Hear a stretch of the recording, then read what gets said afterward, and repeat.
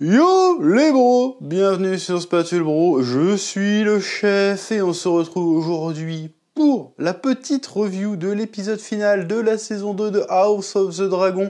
Oui, la review arrive avec une semaine de retard, mais il se trouve que j'ai pris une petite semaine de congé en ce mois d'août, parce que j'ai pas pris de vacances cette année et que ça nous a fait du bien. Donc voilà, je reviens avec une semaine de retard, c'est pas grave, on va quand même parler de ce dernier épisode.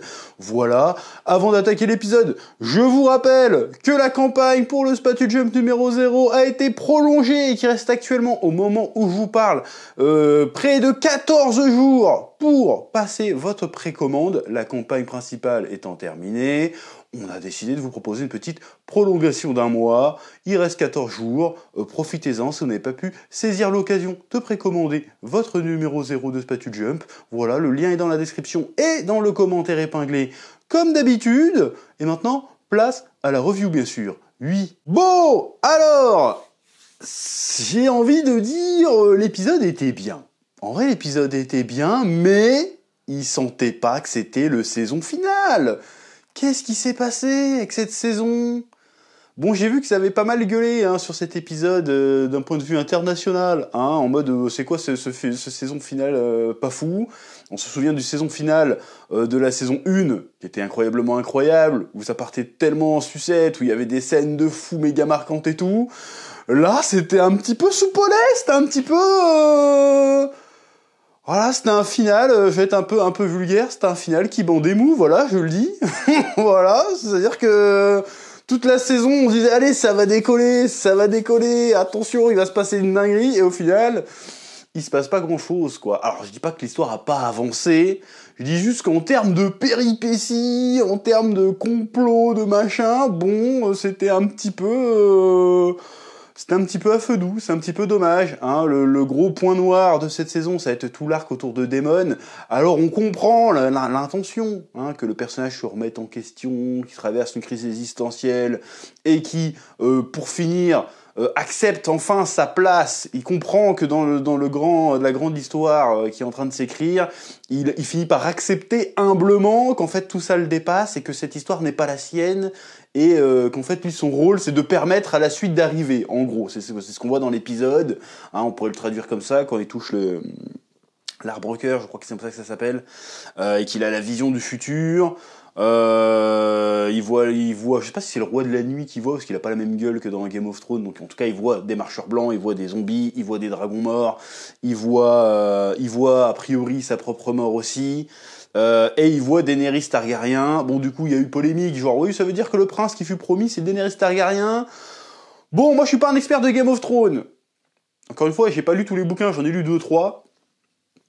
D'ailleurs, les bouquins sont pas terminés. J'en ai lu 2-3, dont je crois, les 3 derniers, je crois que je les ai lus, mais je les ai lus il y a un petit moment, donc j'ai pas tout en tête. Mais je suis pas un expert. Mais que tu regardes la série Game of Thrones originale, normalement, le prince qui fut promis, c'est Jon Snow, c'est pas Daenerys Targaryen, je suis désolé, c'est Jon Snow. Le mec, c'est un Targaryen, il a grandi chez les Stark, c'est l'union du feu et de la glace. Pour moi, c'est Jon Snow, c'est logique. Il est même réanimé par le dieu du feu, je sais pas quoi, quand il meurt, là, l'autre, la sorcière, elle le ressuscite avec le dieu du feu ou je sais pas quoi. Je veux dire, c'est lui, tu peux pas faire tout ce maxage autour de Jon Snow depuis le début de la série pour dire, non, en fait, c'est Daenerys Targaryen, ferme ta gueule, c'est pas Daenerys Targaryen, c'est quoi cette histoire, là? C'est comme si je te sortais Dragon Ball, en fait, le héros, c'est Yajirobe, qu'est-ce que tu me fais, là? Bon, j'exagère, mais non.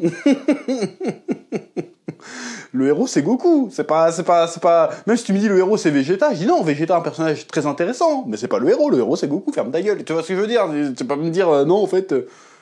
Donc bref, je ne pense pas que... Surtout que Daenerys Targaryen, putain, à part cramer Port-Réal, elle a pas fait grand chose au final, Elle a fait genre, j'ai des dragons, nanana, c'est tout, Même Jon Snow, quelle déception ce final de Game of Thrones, ça me fout le seum rien que d'y penser, mais bon bref...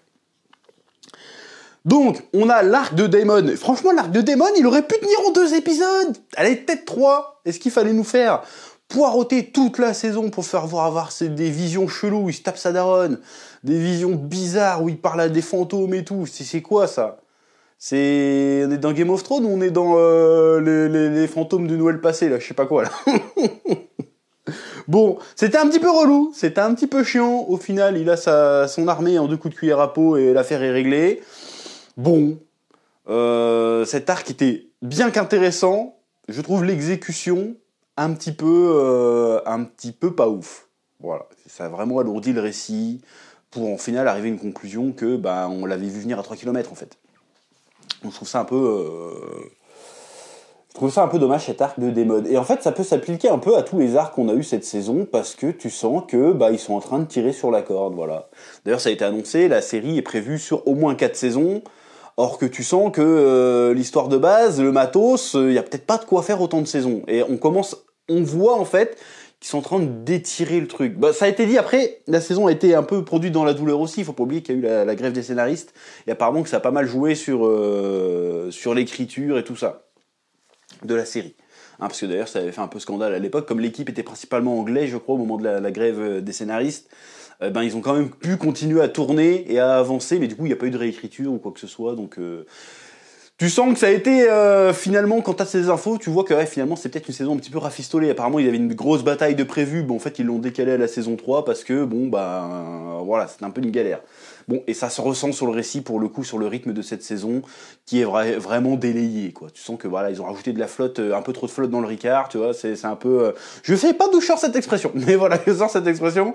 Ça s'est senti à tous les niveaux, même le Rhaenyra, le perso fait du surplace tout du long, aussi, tu vois, alors que... Fin de saison 1, c'était c'est moi l'héritière, vas-y, je pose mes couilles sur la table, qu'est-ce que tu vas faire, nanan, je me mets à Père Dragon, vas-y, je vais récupérer mes vassaux, là, je vous avais tous prêté serment, j'envoie mes fils chercher les Stark, chercher les machins, chercher les bidules, le petit, comment il s'appelait, pas Luc, si Luc, Luc Iris se fait becter, boum, elle arrive en mode, je suis vénère et tout, ça va chier, début de saison, en fait, non, vas-y, la paix, non, bon, je comprends qu'elle veut faire un backup aujourd'hui, l'escalade, mais la fin de saison, c'était clairement, vas-y, je vais tout cramer. Et là, non. Vas-y, je vais pas tout cramer. Mais faudrait que je crame tout quand même. Mais je vais pas le faire. Mais il faudrait que je le fasse. Toute la saison, c'est ça. Oui, mais le problème, c'est que j'ai pas de dragon pour pouvoir tout cramer. J'ai pas de Dragon Ride. J'ai pas de pilote pour mes dragons. Vas-y, je fais un casting avec les bâtards Targaryens. Je trouve des pilotes. Et finalement, on va rien faire avec. Parce que là, normalement, j'ai 7 dragons. Normalement, je crame tout le pays. Y a pas de problème. Je deviens reine en 2 secondes. Mais hey, je vais pas cramer des innocents quand même, c'est pas gentil. Bah si, crame tout, sister, là, tu casses les couilles, au bout d'un moment. Pareil du côté des noirs, non, des verts, du coup. Le Aemond, c'est un psychopathe, c'est pas un psychopathe, on sait pas. La Alicente, qu'est-ce qu'elle veut faire, à part se taper le chevalier, j'oublie son blaze. J'ai oublié son blaze, le chevalier là. À part se taper le chevalier, elle est là, finalement je peux pas devenir reine, du coup vas-y, j'ai envie de me barrer, j'ai refusé la paix quand ma pote est venue, mais finalement je vais quand même faire la guerre, finalement je vais quand même proposer la paix dans cette saison, parce que ça part en couille et tout, j'assume pas, vas-y je me casse. Faut savoir ce que tu veux à un moment donné, tu vois ce que je veux dire, tu peux pas tourner en rond pendant 3 plombes. Et en fait la seule raison qu'ils ont tourné en rond toute la saison, c'est parce qu'en fait ils pouvaient pas avancer, parce qu'il y avait pas de scénariste en fait, c'est certainement ça ce qui s'est passé. Comme quoi le scénario c'est important, mine de rien. Donc c'était une saison frustrante, en fait. Bon, on a vu du dragon, on a eu une petite bataille, il y a des persos qui sont morts, voilà, ça a avancé si tu veux, mais quand même, c'était un petit peu, ça rame un peu, Le deuxième fils de Rhaenyra, alors thématique intéressante, il se sent pas légitime parce qu'il sait très bien que c'est un bâtard, voilà, bidule chouette. Pareil, il a fait que arriver, faire avec sa mâchoire carrée dans le... Affaire de, tu sais, on dirait Zoolander, il me fait penser à Zoolander. Chaque fois qu'il pense qu'on la ref, le film avec Ben Stiller, il arrive, fait. Il est là, c'est tout ce qu'il fait, il est là. Fais un truc, frérot, il faut qu'il se passe un truc à un moment donné. Il est juste là, il fait son, c'est quoi son magnum, il fait le magnum. Il arrive, ça c'est bon, fais un truc à un moment donné, tu vois, c'est un peu relou. C'est un petit peu relou. Bon, voilà. En revanche, dans ce dernier épisode, il y a quand même eu des scènes intéressantes, évidemment. La confrontation entre Rhaenyra et Alicente, où Alicente, t'as envie quand même de lui mettre des gros high kicks dans sa gueule. L'autre, elle arrive, non, mais en fait, maintenant, je veux juste partir. Je veux partir avec ma fille et faire ma vie ailleurs, s'il vous plaît. Donc vas-y, comme mon fils le psychopathe ira cramer une autre ville, et ben t'auras qu'à venir avec tes dragons et puis on pourra se rendre à toi et tu seras reine et puis l'affaire elle sera réglée. Et puis voilà. Par contre mon fils, faut pas le buter. Et là t'as fait non mais ta gueule en fait. Maintenant c'est fini. Tu peux pas avoir le beurre et l'argent du beurre. T'as foutu la merde. Il va falloir assumer. Alors moi je veux bien faire ton plan, mais par contre ton fils il va sauter. Hein. Rien à foutre là, ton fils là il a fait trop de dingueries, c'est un ennemi, jamais il acceptera, c'est un opposant potentiel, on va le fumer. Je suis obligé de le fumer, en plus il a fumé mon gamin donc je vais le fumer, j'en ai rien à foutre. Il va falloir que des têtes tombent. Donc soit t'acceptes de sacrifier ton psychopathe de gamin, soit à la bagarre il y aura bagarre. Bon, apparemment, il va y avoir bagarre de toute façon, donc on va voir comment tout ça va se goupiller, mais j'ai trouvé que la scène était intéressante, parce que tu vois que, même si t'as envie de mettre des gros chassés dans la gueule de Alicent, parce que c'est vraiment à cause d'elle, cette connasse, elle partait avec de bonnes intentions, hein, mais il y a eu une main tendue avant, elle a fait, oh bah non, trop tard, parce qu'elle pensait qu'elle avait encore la main dessus, et puis maintenant qu'elle a plus la main, elle fait genre, oh, je me dédouane. J'ai envie de dire, c'est un peu fort de café. Et la Rhaenyra, pareil. La Rhaenyra a fait, non, maintenant c'est trop tard pour faire la paix, on va faire la bagarre, mais oh bon, je sais pas. Au bout d'un moment, faut tout cramer, c'est tout. Hein. T'aurais dû laisser Daemon s'occuper, genre vas-y, occupe-toi du. Allez, je te laisse régler le truc, je regarde pas. L'affaire était réglée en 2 épisodes. Bon, je comprends pourquoi ils l'ont pas fait, parce que si c'était Daemon qui réglait le problème était réglé. Il aurait tout cramé, rien à foutre. Je dis pas que c'est bien de cramer des gens, attention. Mais ils auraient pu régler cette histoire-là. Tu sens que toute la saison, ils sont en train d'hésiter. Et finalement, il se passe pas réellement d'événements qui changent d'avis. C'est ils changent d'avis au moment d'être devant le fait accompli. Ils sont oh finalement je vais pas le faire. Et finalement je vais le faire. Oh finalement je vais pas le faire. C'est ça tout le temps de saison. C'est un petit peu relou. Pareil le délire avec où elle se tape la chef des espionnes là. Bon en fait ça a mené nulle part cette histoire là. Ils se sont roulés des patins, je sais pas, ils ont peut-être fait les ciseaux, j'en sais rien. Et c'est bon. Bon, je vais retourner voir Daemon du coup, puis qu'est-ce qui se passe en fait. Tu vois ce que je veux dire. Pareil avec le... Comment il s'appelle, Aegon, qui se barre avec le boiteux. D'accord. Comme ça, d'un coup.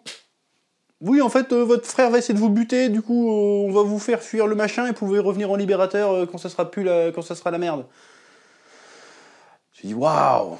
Est-ce qu'on va repartir... En fait, est-ce qu'ils vont faire les mêmes conneries que dans Game of Thrones? Parce qu'à un moment donné, Game of Thrones, c'était devenu relou. Parce qu'il y avait tellement d'histoires éclatées. Parce que la force de la saison 1 de House of the Dragon, c'est que c'était presque un huis clos, entre guillemets. C'est-à-dire que l'action se passait dans un seul endroit, c'était dense, il se passait beaucoup de choses, on perdait pas, on pouvait garder le fil du récit sans avoir des petits morceaux d'histoire, c'était vraiment une histoire d'un bloc, c'était vachement bien, c'était génial. La saison 2, on commence à avoir différents pôles un peu partout, mais il y en a que 3-4. Là, on est parti pour en avoir 5-6 à la saison prochaine, tu vois. Je vais commencer à me dire, putain, est-ce que ça va pas faire trop? Parce qu'à un moment, dans Game of Thrones, il y avait une dizaine d'intrigues en même temps. C'était trop, c'était beaucoup trop. Ça niquait vraiment le rythme du truc. Et c'est ce qu'ils avaient foiré dans Game of Thrones, c'est quand ils avaient enfin tout réuni, bah ça sonnait faux parce que en fait, ils ont tellement dû finir plein d'arcs vite. Bah que ça s'en est ressenti, une fois que tout était réuni, bah ça faisait un peu faux. Tu vois ce que je veux dire? Donc est-ce qu'ils vont faire la même connerie sauf qu'avec le chemin inverse, c'est-à-dire vas-y on va tout éclater, puis à la fin ils vont tous se réunir. Voilà, on va voir comment ils vont régler cette histoire, mais bon. Bref. Donc une saison un peu en demi-teinte qui est pour moi en dessous de la première. Très clairement, la première c'était un choc, c'était une claque. Pourtant la série elle partait pas gagnante, hein, parce que vu comment la saison 8 de Game of Thrones avait été très mal reçue, on se disait putain, il y a encore des spin-offs, ça va être certainement de la merde, et là non, c'était une masterclass. La saison 2 est clairement en dessous, ils ont annoncé encore un autre spin-off, on se dit waouh, est-ce qu'ils forcent pas un peu avec le bail Game of Thrones? On verra bien, en tout cas cette saison, si la première saison, je lui mets facile un 18/20, celle-là je lui mets un petit 14, quoi, ça reste très très bien, ça reste 10 fois mieux que le 5 ou le 6 des dernières séries Marvel, c'est sûr. Mais c'est un petit peu dommage, il y a quand même un petit goût de trop peu, et franchement, dans le dernier épisode, à part la séquence musicale où tu vois tous les personnages faire un truc, t'avais pas un sentiment de saison finale. Voilà, t'as un sentiment de l'épisode se termine, tu fais bah en fait, y a quoi retenir cette saison? On sait pas. Bon, il y a quand même une scène que j'ai bien aimée, c'est quand le fils bâtard de Velaryon lui balance ses 4 vérités à la gueule. Là, franchement, en termes d'acting, en termes de machin, c'était très très stylé. L'autre, le roi, il fait genre, vas-y, tu pourrais être un peu reconnaissant ce que je fais pour toi.